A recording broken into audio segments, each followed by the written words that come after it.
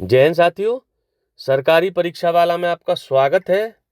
इस वीडियो में हम संविधान की प्रस्तावना में जो महत्वपूर्ण शब्द हैं उनको समझेंगे। पिछले वीडियो में मैंने आपको बताया था कि मैं नेक्स्ट वीडियो में प्रस्तावना में जो शब्द हैं उनको बताऊंगा, उनके अर्थ को बताऊंगा।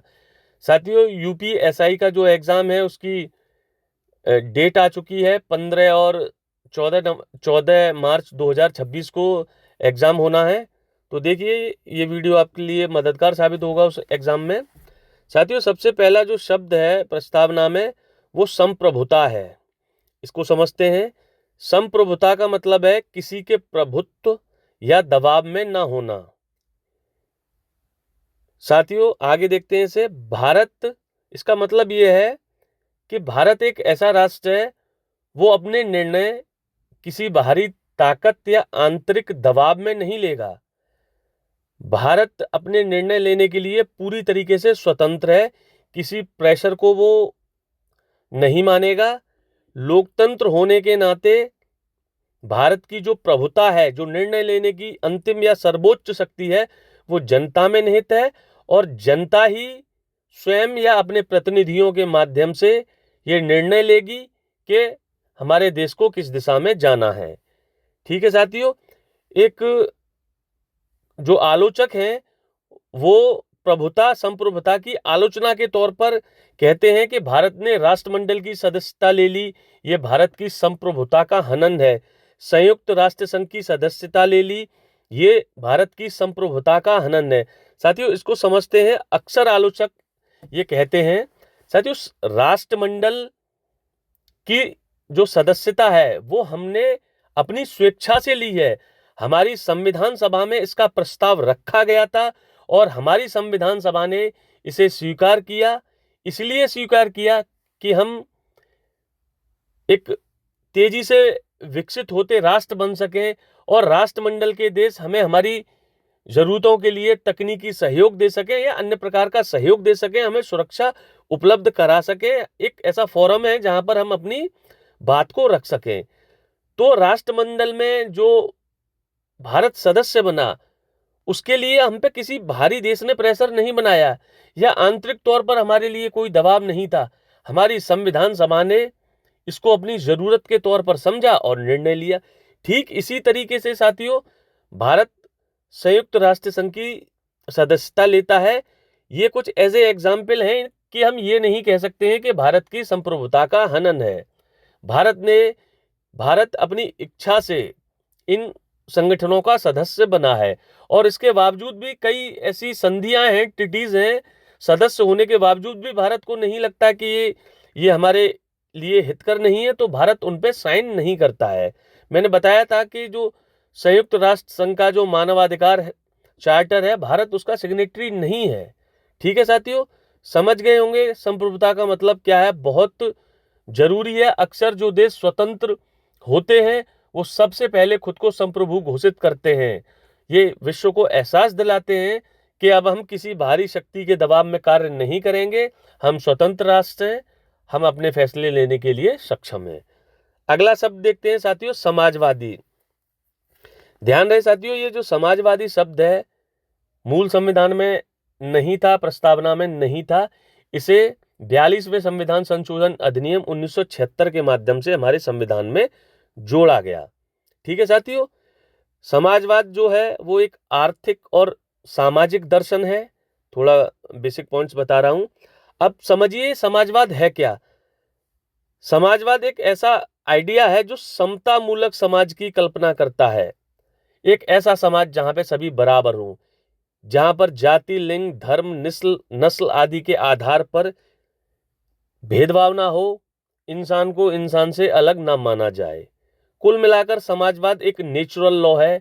वो इस बात में विश्वास करता है कि जो मनुष्य हैं सबका पृथ्वी पर या जीवन लेने का तरीका एक ही है, इसीलिए इंसान होने के नाते सभी बराबर हैं और उनमें किसी आधार पर भेदभाव नहीं किया जाना चाहिए।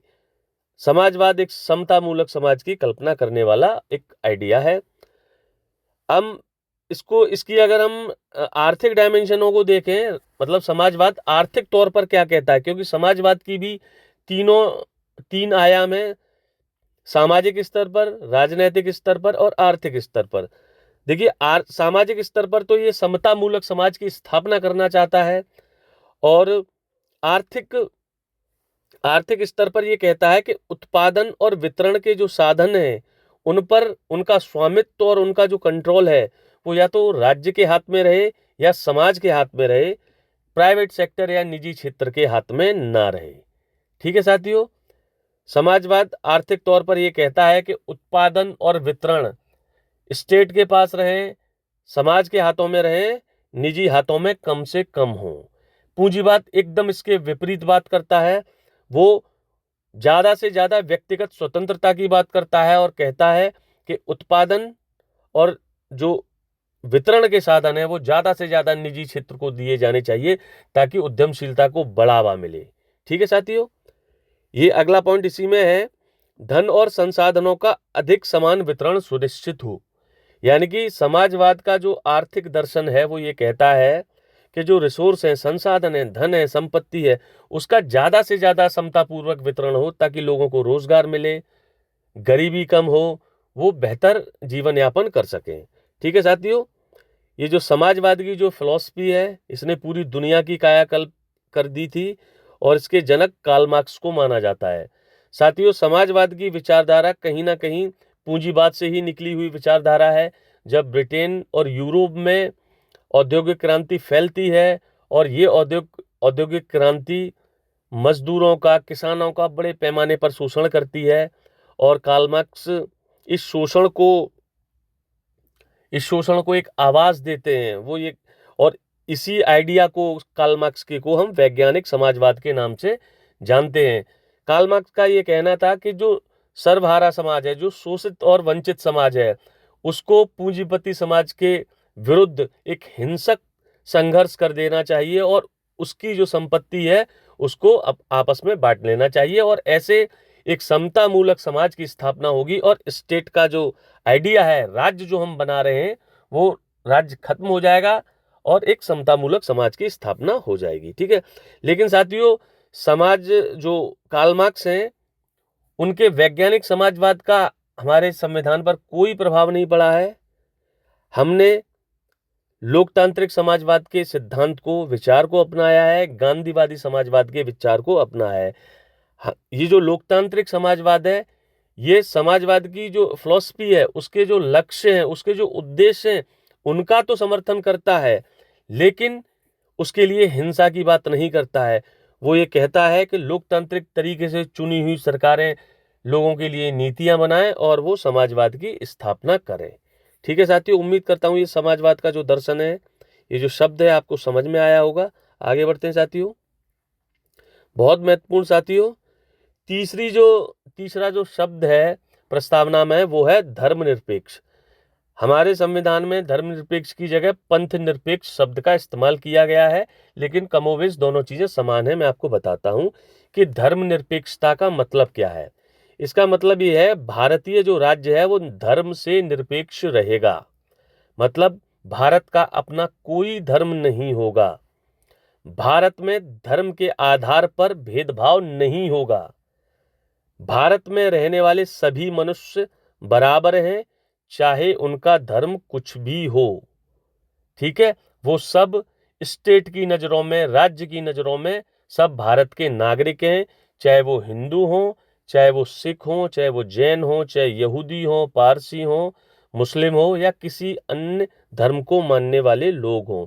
कुल मिलाकर धर्मनिरपेक्षता का जो आइडिया है, जो विचार है, वो ये कहता है कि धर्म एक अलग विषय है और राज्य एक अलग विषय है। धर्म और राज्य को आपस में नहीं मिलाया जाना चाहिए। सीधा सीधा सिद्धांत है, धर्म और राज्य अलग रहेंगे। ठीक है साथियों, और ये जो ऊपर के जो चारों पॉइंट मैंने लिखे हैं साथियों, यही धर्मनिरपेक्षता का पाश्चात्य विचार है, यानी कि वेस्टर्न फिलॉसफी ऑफ सेकुलरिज्म। जो ऊपर के 4 पॉइंट है वो यही है। ठीक है साथियों, हमारी जो धर्मनिरपेक्षता है वो थोड़ी सी अलग है, इसको मैं अगले पॉइंट से आपको समझाऊंगा। ये ऐसा पॉइंट है जो हमारी सेकुलरिज्म के आइडिया को यूनिक बनाता है, वेस्टर्न पाश्चात्य देशों से अलग बनाता है और अद्भुत बनाता है। समझिए साथियों, धर्म के आधार पर चलने वाली जो कुप्रथा है और भेदभाव है, उनको कानून बनाकर खत्म करने की जिम्मेदारी स्टेट की है। भारतीय संविधान ये कहता है कि अगर धर्म के आधार पर भेदभाव हो रहा है तो उसको रोकेगा कौन? स्टेट रोकेगा। ठीक है साथियों, जो पाश्चात्य धर्मनिरपेक्षता की विचारधारा है ना, उसमें धर्म बिल्कुल ही निजी मामला है। अगर धर्म के आधार पर समाज के या उसी धर्म के लोगों से कोई अगर भेदभाव हो रहा है तो स्टेट इसमें कोई इंटरफेरेंस नहीं करेगा, कोई हस्तक्षेप नहीं करेगा। लेकिन भारत में ऐसा नहीं है। अगर भारत में पता पड़ता है कि धर्म के आधार पर कोई कुप्रथा चल रही है और उससे अन्याय हो रहा है, लोगों का शोषण हो रहा है, तो स्टेट कानून बनाकर उस कुप्रथा को खत्म करेगा। इसके दो बेस्ट एग्जाम्पल हैं और करंट से ही हैं। एक तो स्टेट ने ट्रिपल तलाक को बैन किया। जो ट्रिपल तलाक था वो मुस्लिम महिलाओं के साथ भेदभाव का एक बहुत बड़ा जरिया बनने वाली कुप्रथा थी, जिसे जिसे हमारी सरकार ने कानून बनाकर खत्म कर दिया। दूसरा, सुप्रीम कोर्ट ने एक वर्डिक्ट दिया था साबरीमाला मंदिर में। साथियों, ये मंदिर केरल में है। इसमें जो यंग फीमेल जो महिलाएं थीं उनको एंट्री करने का अधिकार नहीं था। सुप्रीम कोर्ट ने कहा ये लिंग के आधार पर भेदभाव हो रहा है और महिलाओं को, हर उम्र की महिलाओं को साबरीमाला मंदिर में सुप्रीम कोर्ट ने एंट्री दी। कुल मिलाकर आप डिफरेंस समझ पाए होंगे। अगर ट्रिपल तलाक का कोई एग्जाम्पल या ऐसी कुप्रथा ब्रिटेन में चल रही है या अमेरिका में चल रही है तो स्टेट उसको कानून बना के खत्म नहीं करेगा। ये आपकी और आपके धर्म की और आपकी समाज की जिम्मेदारी है। लेकिन भारत में ऐसा नहीं है। कोई और भी अगर कुप्रथा होगी, धर्म के आधार पर अगर भेदभाव हो रहा होगा, तो राज्य उसको कानून बना के खत्म करेगा। कुछ और पुराने एग्जाम्पल मैं आपको बता सकता हूं। जैसे सती प्रथा को हमने बैन किया, हमने विधवा पुनर्विवाह की शुरुआत की। ठीक है, ये उसी समय से भारत के सेकुलर कैरेक्टर के कुछ एग्जाम्पल। और बहुत सारी प्रथाएं अंग्रेजों के समय में बंद की गई और आज़ादी के बाद बंद की गई। उम्मीद करता हूं साथियों सेकुलरिज्म के कंसेप्ट को आप समझ पाए होंगे। बहुत महत्वपूर्ण है। मतलब मुझे लगता है कि भारतीय संविधान में जो मुझे सबसे बेहतरीन फीचर अगर लगता है या जिसे मैं ज़्यादा पढ़ना प्रेफर करता हूँ, वो सेकुलरिज्म ही है। और ये सारे के सारे जो पॉइंट है ना, वो सब बेसिक स्ट्रक्चर के पार्ट हैं। उम्मीद करता हूँ साथियों सेकुलरिज्म आप समझे होंगे। वेस्टर्न सेकुलरिज्म और इंडियन सेकुलरिज्म में क्या अंतर है उसको आप थोड़ा सा इस वीडियो के माध्यम से समझ पाए होंगे। धर्मनिरपेक्षता, राज्य और धर्म दोनों अलग आइडिया हैं। धर्म और राज्य को एक साथ नहीं मिलाया जा सकता है, नहीं मिलाया जाना चाहिए।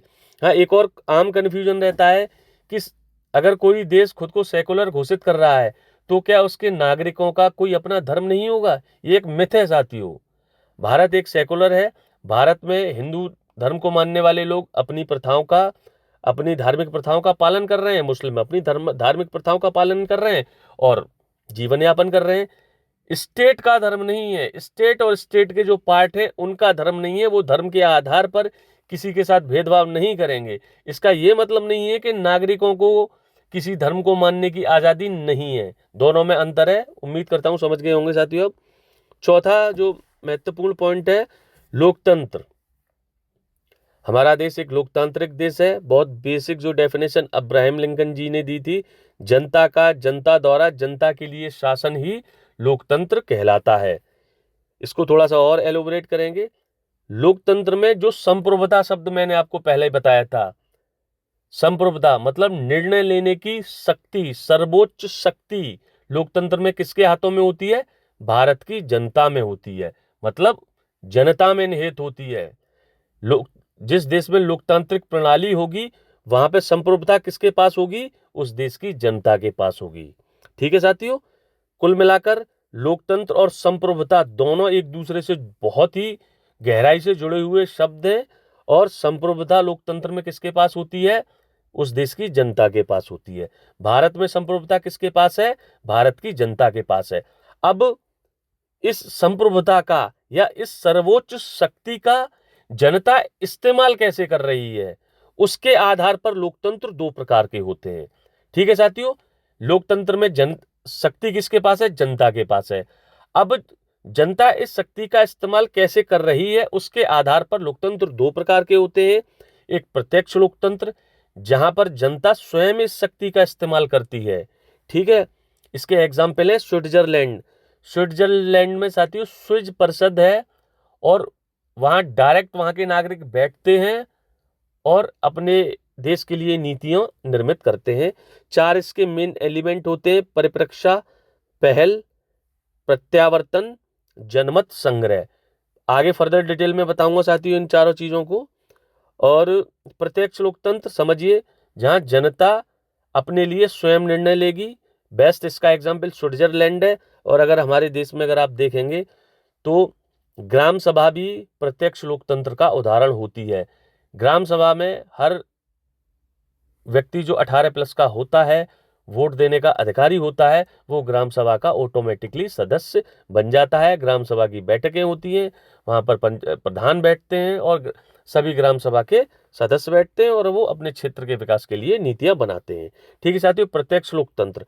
अप्रत्यक्ष लोकतंत्र, जहां जनता अपनी सर्वोच्च शक्ति का इस्तेमाल खुद ना कर अपने चुने हुए प्रतिनिधियों के माध्यम से करती है, उस डेमोक्रेसी को या लोकतंत्र को हम अप्रत्यक्ष लोकतंत्र कहते हैं। इसके उदाहरण है भारत और अमेरिका। और अप्रत्यक्ष लोकतंत्र भी साथियों दो तरीके का होता है, एक संसदीय प्रणाली होती है और एक अध्यक्षीय प्रणाली होती है।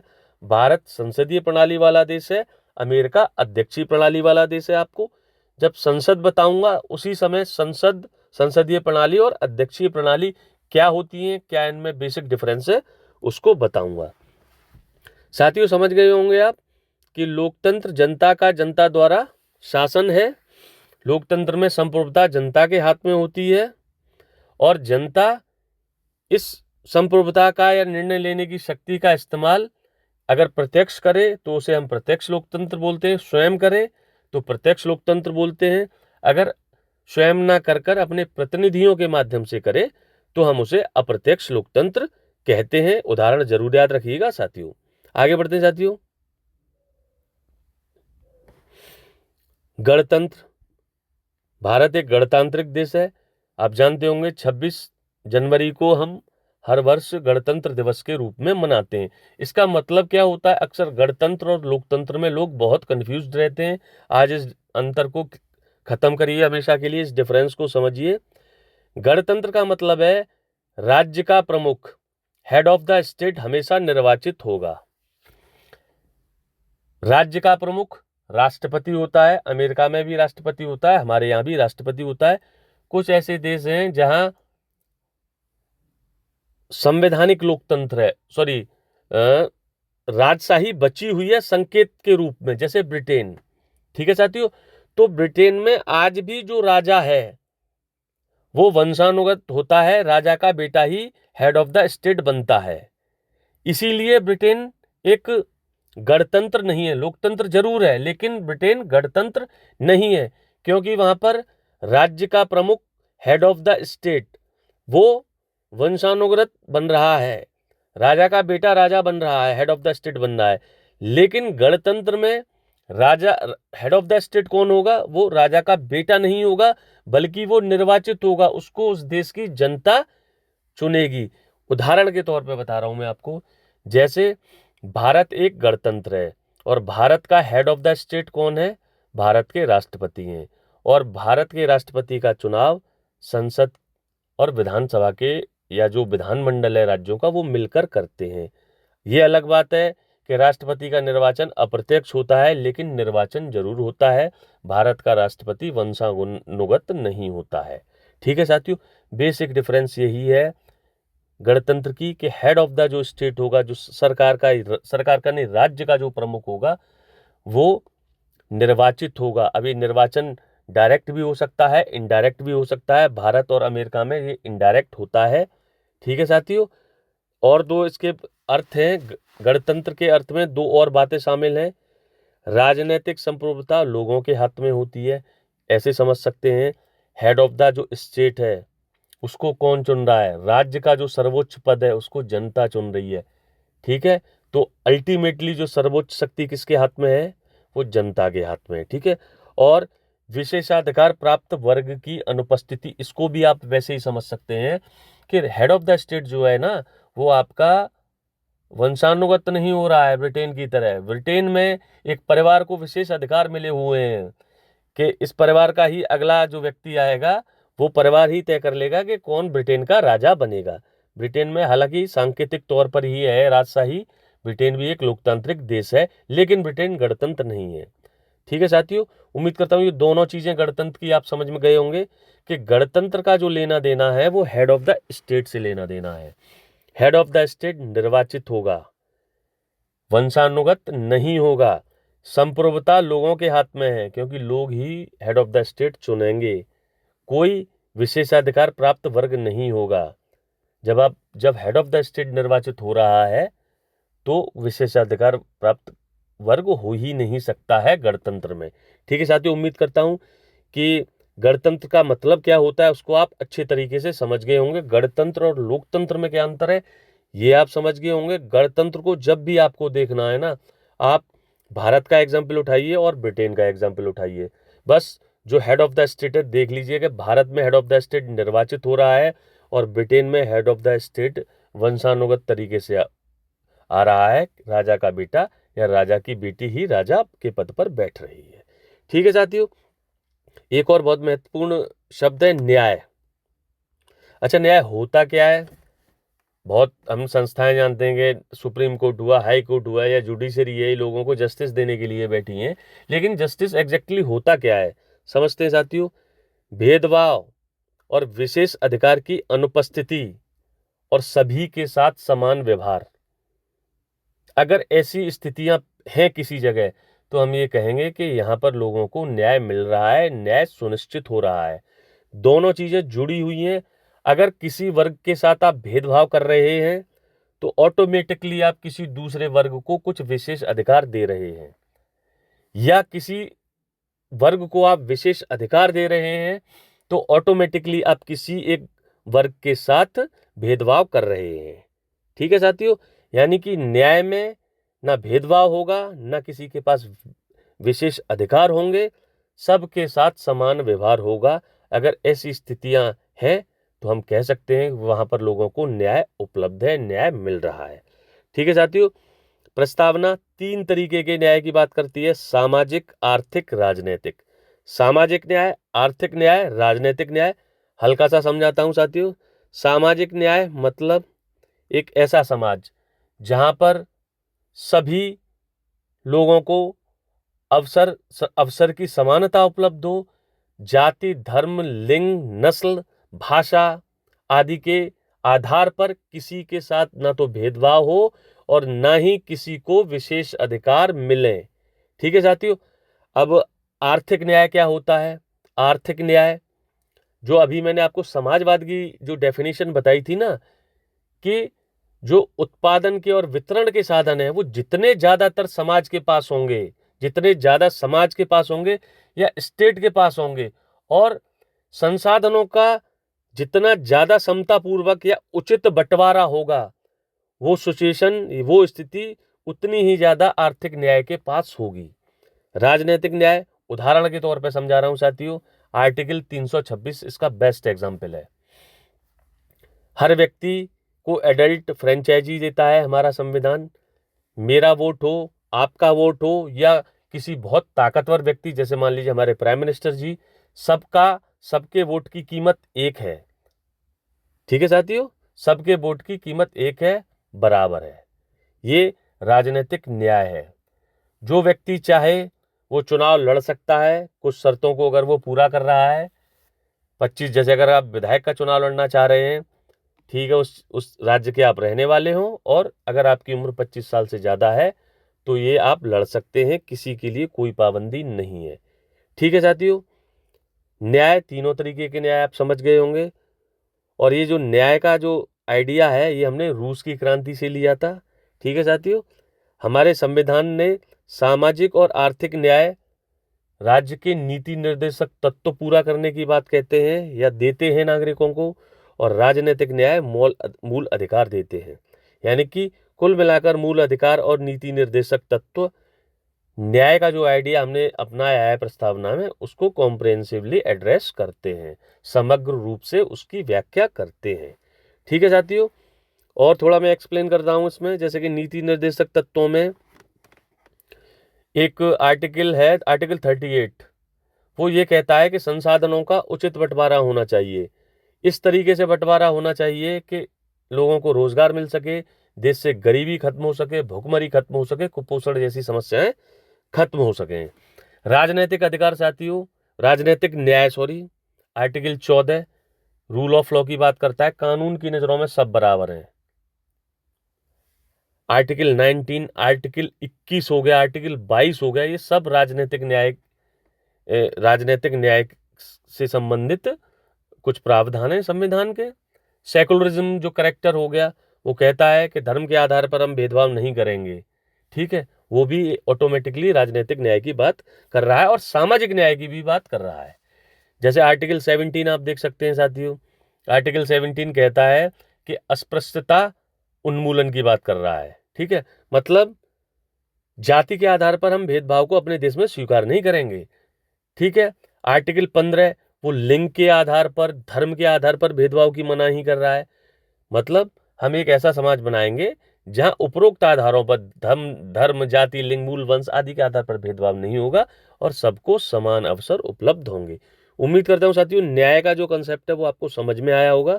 आगे बढ़ते हैं, ये चीजें चलती रहेंगी। जब मैं मूल अधिकार बताऊंगा, आपको पढ़ाऊंगा, तब और डिटेल में इन चीजों को समझाऊंगा। स्वतंत्रता साथियों बेहद महत्वपूर्ण है। परिभाषा क्या है स्वतंत्रता की? लोगों की गतिविधियों पर किसी प्रकार की रोक टोक ना हो और व्यक्ति के विकास के लिए अवसर उपलब्ध हो या अवसर प्रदान किए जाएं, तो इसे हम स्वतंत्रता कहते हैं। ठीक है साथियों, इस पर कुछ कंट्रोल भी रहता है, ऐसा नहीं है कि ये जो स्वतंत्रता बिल्कुल निरपेक्ष है।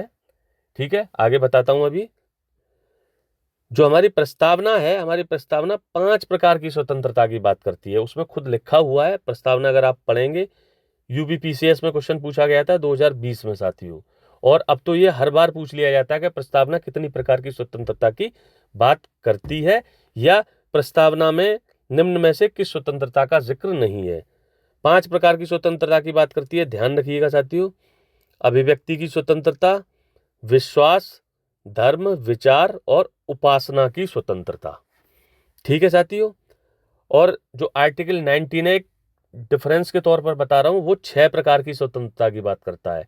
अगर आपसे ये पूछा जाए कि प्रस्तावना में कितने प्रकार की स्वतंत्रता का वर्णन है, तो 5 प्रकार की, और 5 प्रकार की आपको याद होनी चाहिए।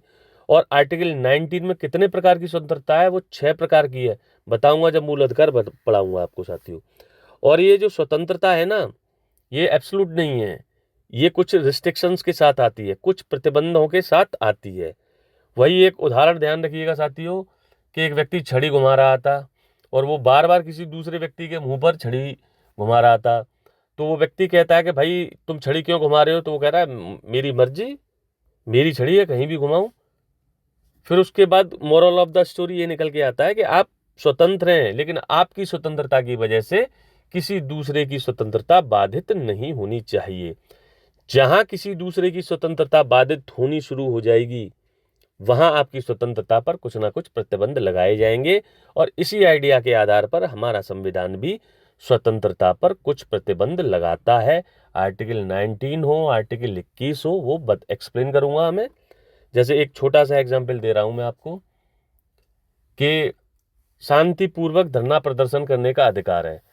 ठीक है, धारा 144 लगाई जा सकती है अगर स्टेट को ये लग रहा है कि इस धरना से कानून व्यवस्था के सामने कोई चुनौती उत्पन्न हो सकती है। डिटेन कर लेते हैं कुछ लोगों को धरने से पहले ही, तो ये स्वतंत्रता पे कुछ प्रतिबंध है, संप्रभुता, और जब कानून व्यवस्था के सामने चुनौतियां उत्पन्न होने की संभावना भी हो तो। ठीक है साथियों, अगला पॉइंट देखते हैं। स्वतंत्रता, समता और बंधुत्व के जो आदर्श हैं वो हमने फ्रांस की क्रांति से लिए थे। बहुत महत्वपूर्ण है फ्रांस की क्रांति साथियों, आज भी वो किसी ना किसी रूप में कहीं ना कहीं किसी ना किसी देश को प्रभावित जरूर कर रही है। ध्यान रखिएगा, न्याय का जो आइडिया है वो हमने रूस की क्रांति से लिया है। स्वतंत्रता, समता और बंधुत्व का जो आइडिया है वो फ्रांस की क्रांति से हमने लिया है। अगला पॉइंट है साथियों, अगला शब्द है समता। मतलब क्या है समझिए, किसी भी वर्ग के लिए विशेष अधिकारों की अनुपस्थिति और बिना किसी भेदभाव के हर व्यक्ति को समान अवसर प्रदान करना। यानी कि समता एक ऐसी स्थिति है, काफी हद तक न्याय से मिलती जुलती है, बहुत इंटरलिंक है ये सारी चीजें। विशेष अधिकार नहीं होंगे और भेदभाव नहीं होगा और हर व्यक्ति के पास अगर समान अवसर उपलब्ध हैं तो यही स्थिति समता की कहलाती है और यही स्थिति न्याय की भी होती है। ठीक है साथियों, जब न्याय वाली स्थिति हो जाएगी तो ऑटोमेटिकली समता तो लोगों को मिल ही रही है, सभी लोगों के पास समान अवसर है, ऑटोमेटिकली समता मिल गई। मतलब समता के लिए जस्टिस का होना बेहद जरूरी है। ठीक है साथियों, आगे बढ़ते हैं। प्रस्तावना जो प्रियम्बल है कॉन्स्टिट्यूशन की, वो हर नागरिक को स्थिति और अवसर की समता की बात कहती है या स्थिति और अवसर की समता प्रदान करती है। और ये समता भी 3 प्रकार की है, जैसे न्याय है, राजनीतिक, आर्थिक और सामाजिक। जो सामाजिक न्याय के लिए प्रोविजन है वही अल्टीमेटली समता के लिए भी प्रोविजन है, समता के लिए भी प्रावधान है। ठीक है साथियों, आगे बढ़ते हैं। बंधुत्व और अंतिम जो शब्द है, बंधुत्व होता क्या है? भाईचारे की भावना। ठीक है साथियों, नागरिकों में या उस देश के लोगों में भाईचारे की भावना अगर पैदा हो रही है या भाईचारे की भावना ज्यादा है तो कहेंगे इस देश में बंधुत्व की भावना है। और ये हमारे देश में पॉसिबल या किसी और देश में कब पॉसिबल होती है?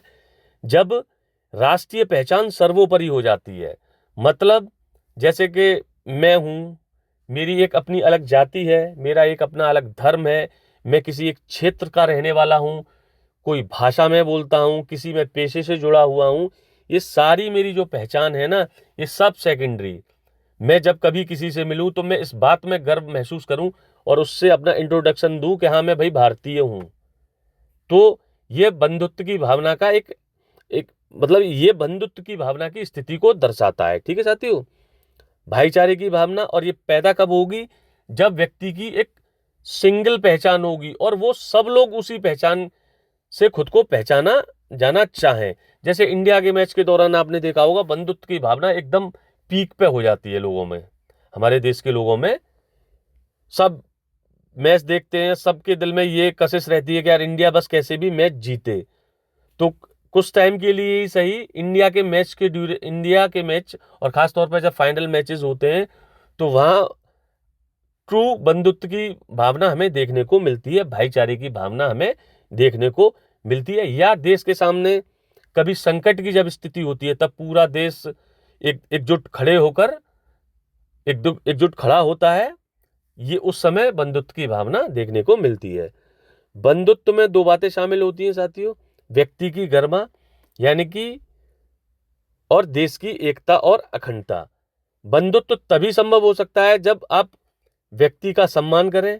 हाँ, ऐसा ना हो कि एक व्यक्ति को तो आप नागरिक होने का दर्जा दे रहे हैं और एक को अगर नागरिक होने का दर्जा नहीं दे रहे हैं, तो बंधुत्व की भावना का विकास संभव नहीं है।